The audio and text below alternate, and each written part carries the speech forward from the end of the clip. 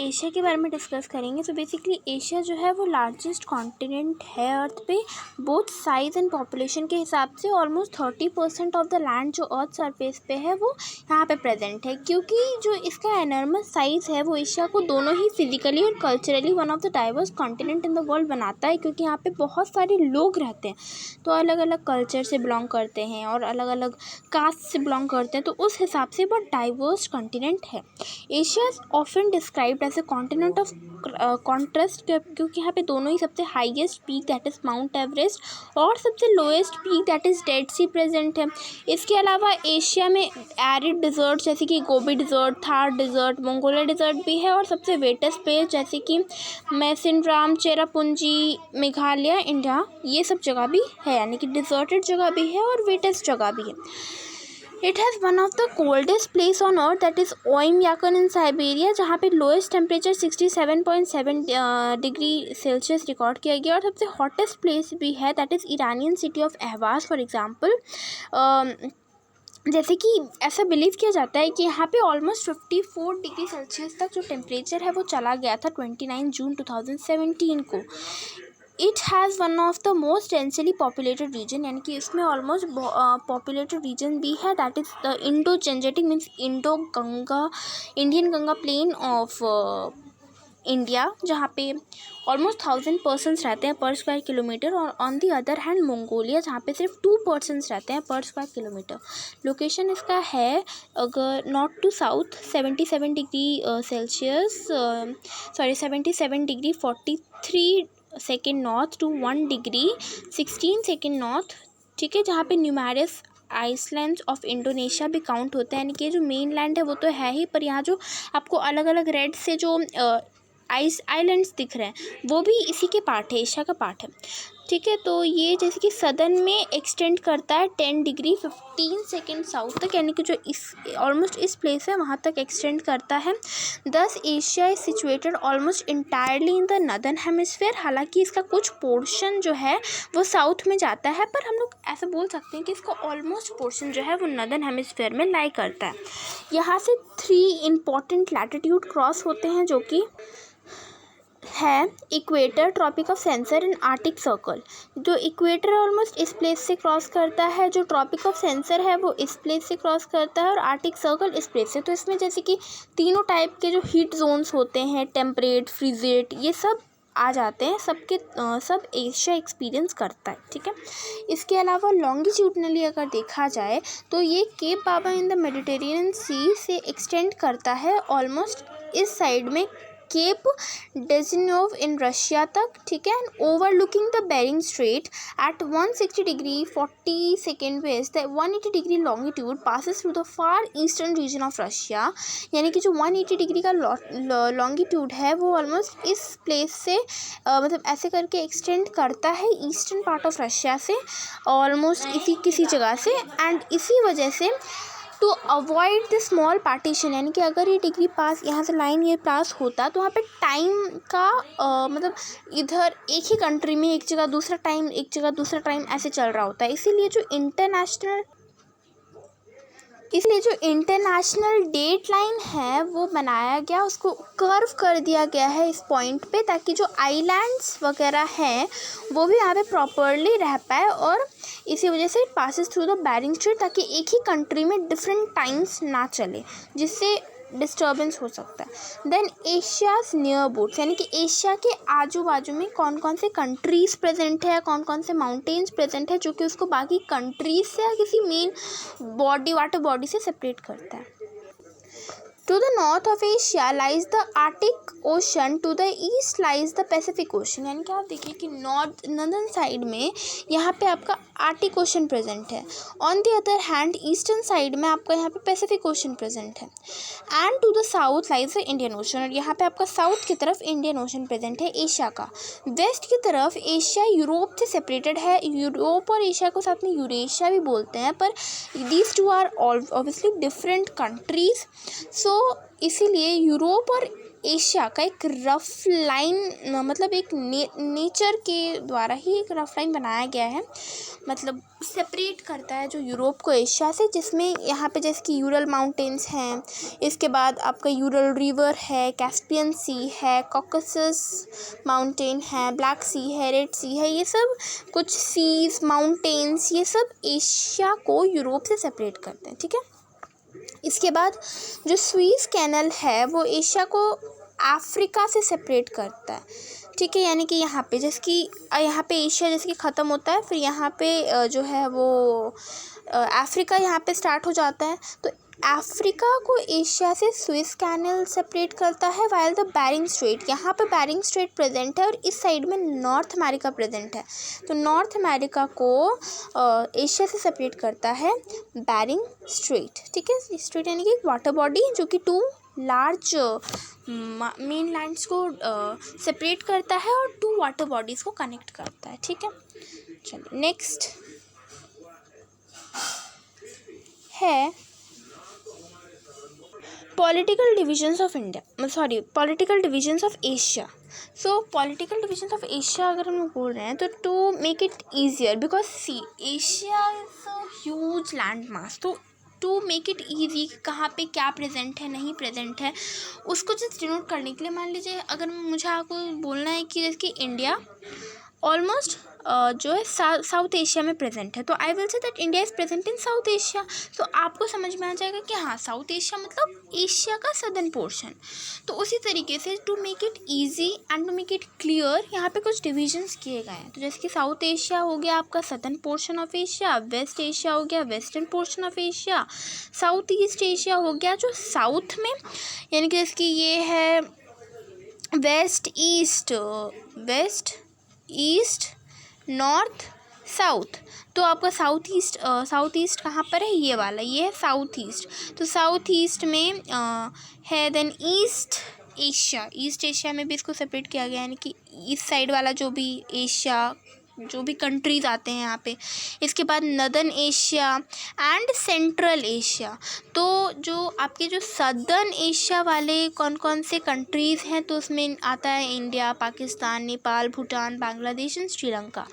जो western Asia के countries हैं उसमें आता है Saudi Arabia, Iran, Iraq, Afghanistan, Kuwait, Yemen, United Arab Emirates, Bahrain, Syria, Oman, Turkey, Qatar, Israel, Lebanon, Jordan, Palestine, and the European refer to this region as the Middle East, as it was located in the middle of Asia, which lay to the east of Europe.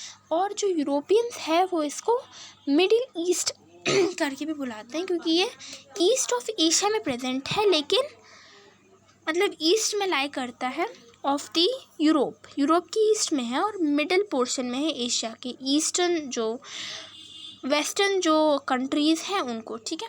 इसके बाद जो south east में जो countries present है इस side में, आप map एक छोटा इमेजिन कर सकते हो अपने माइंड में, जैसे Malaysia, Singapore, Myanmar, Cambodia, Laos, Vietnam, Philippines, Thailand and Indonesia, जहाँ पे मोस्टली आपको आइलैंड्स मिल जाएंगे। इसके बाद ईस्ट एशिया आ जाता है, तो ईस्ट एशिया में आपको China, Mongolia, Japan and Korea. The European used to call this region as Far East. तो यूरोपियन इसको फार ईस्ट बुलाते हैं, कि क्योंकि यूरोप की ईस्ट में प्रेजेंट है तो ईस्ट, लेकिन वेस्ट उनके ज़्यादा नज़दीक प्रेजेंट है, इसलिए इसको मिडिल ईस्ट, और इसको फार ईस्ट क्योंकि ईस्ट में है लेकिन थोड़ा दूर है। इसके बाद आपका जो नॉर्दर्न एशिया है वहाँ पे आपको Siberia and far eastern regions of Russia, यानी कि थोड़ा ईस्टर्न रीजन्स ऑफ रशिया भी यहाँ पे आता है नॉर्दर्न एशिया में। इसके बाद सेंट्रल एशिया, जहाँ पे आपका Azerbaijan, Armenia, Georgia, Kazakhstan, Turkmenistan, Uzbekistan, Kyrgyzstan and Tajikistan आता है, ठीक है। उसके बाद आता है फिज़िकल डिवीजन, यानी कि किसी भी जगह जिसके पॉलिटिकल डिवीजन और फिज़िकल डिवीजन्स होता है, उस तरह से एशिया का भी political division and physical divisions है। जैसे कि फिज़िकल डिविजन्स में यहाँ पे ब्रॉडली इसको 5 में डिवाइड किया जाता है। फर्स्ट इज़ नदर्न लोलैंड्स, यानी कि जो नॉर्थ नॉर्थ पोर्शन है लाइक ऑफ एशिया, वहाँ पे बेसिकली लो लैंड्स, प्लेन्स वगैरह प्रेजेंट है, बहुत सारे रिवर्स वहाँ से क्रॉस होते हैं, तो वो हो गया आप लोग का। इसके बाद सेंट्रल माउंटेन मास, यानी कि जो सेंट्रल में प्रेजेंट है वहाँ पे थोड़ा सा प्लेट्यूज़ वगैरह प्रेजेंट है। इसके अलावा साउथ में थोड़ा सा आ जाए तो वहाँ पे भी प्लेट्यूज़ वगैरह प्रेजेंट है। सेंट्रल मास, माउंटेन मास मतलब वहाँ पे थोड़ा हाईलैंड्स वगैरह प्रेजेंट है। साउथ में प्रॉपरली प्लेट्यूज़ प्रेजेंट है।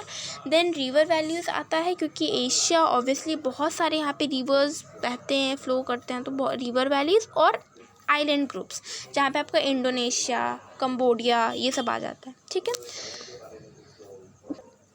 Now northern lowlands, so northern lowlands में जैसे कि आपका northern lowlands consist largely of the Siberian plain, यानी कि यहाँ पे basically great Siberian plain present है, ठीक है, यानी कि प्लेन रीजन तो साइबेरिया वहाँ प्रेजेंट है, तो इसी वजह से वहाँ पे साइबेरियन प्लेन प्रेजेंट है, ठीक है, which stretches across north Asia in the is the largest continuous plain in the world, यानी कि ये ऑलमोस्ट एक्सटेंड करता है नॉर्थ तक, नॉर्थ एशिया तक, इसलिए लार्जेस्ट कंटिन्यूस प्लेन अगर बोला जाए कि कंटिन्यूसली प्लेन ही चल रहा है, तो लार्जेस्ट कंटिन्यूस प्लेन ये साइबेरियन प्लेन है।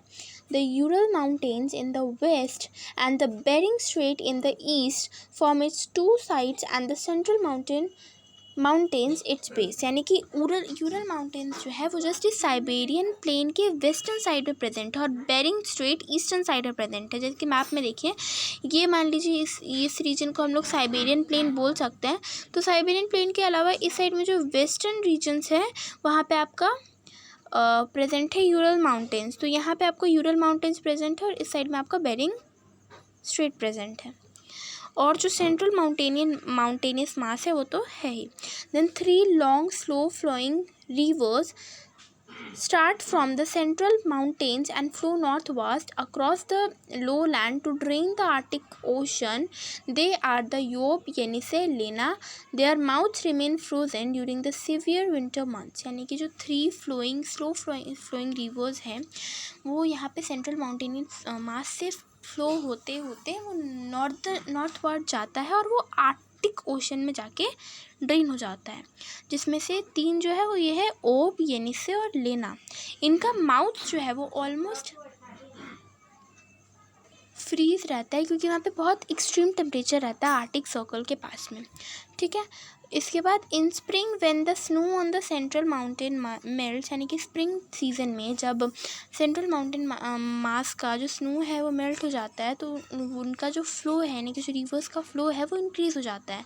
But as their mouths are still blocked, पर क्योंकि जो उनका मेन माउथ है वहाँ पे अभी भी टेम्परेचर ज़्यादा है तो उनका जो ब्लॉक्ड रहता है बाय द आर्टिक ओशन, कभी कभार ये जो रिवर है ये वाटर का ज़्यादा हो जाने से ओवरफ्लो कर जाते हैं in the banks, forming marshes and vast swamps और मार्शेस बनाने के लिए, ठीक है। साउथ में to the south of the Ural lies the broad Turan plains. This is essentially an arid zone that includes 2 deserts, Karakum and Kizilkum. It drained by the 2 rivers, the Siddharya and the Amudarya, which flows into the Aral Sea. यानी कि southern reason में यहाँ पे आपका उरल्स के southern reason में तुरन plane present है, यानी कि यहाँ पे एक साइबेरियन प्लेन हो गया और एक तुरन प्लेन हो गया। इसेंशियली ये एरिड जोन में आता है, ठीक है, यानी कि ज़्यादा ना ही ज़्यादा ठंडा ना ही ज़्यादा गर्म, इस टाइप का टेम्परेचर में आता है, जहाँ विच इंक्लूड यहाँ पे 2 टाइप्स ऑफ डिज़र्ट्स आता है, मीन्स गर्म वाला टेम्परेचर जो हो गया वो, Karakum and the Kyzylkum desert. It is drained by 2 rivers, that is यहाँ पे 2 रिवर्स आता है जो कि सिद्धार्या है और अमुदार्या है, जो कि अरल सी में फ्लो होता है. So if I would show you the map, तो देखिए कि may be you could see that यहाँ पे आपका ये जो है ये ओब रिवर है, ठीक है। उसके बाद इसी के आस पास में येनिसे रिवर, यानी कि ये वाला जो रिवर है ये येनिसे रिवर, एंड ये वाला जो रिवर है ये लेना रिवर, जो 3 रिवर्स है जो कि सेंट्रल से होते हुए नॉर्दर्न में जाके आर्टिक सर्कल में ड्रेन होते हैं, ये तीनों रिवर्स। इसके अलावा आपका अरल सी यहाँ पे कज़ाकिस्तान में यहाँ पे प्रेजेंट है, और वहाँ पे ही जो आपके सीर दारिया और अमू दारिया है वो जाते हैं। यहाँ से सीर दारिया ये वाला, एंड यहाँ से फिर वहीं से अमू दारिया भी पास होता है ऐसे, ठीक है। इसके बाद आ गया सेंट्रल माउंटेन मास।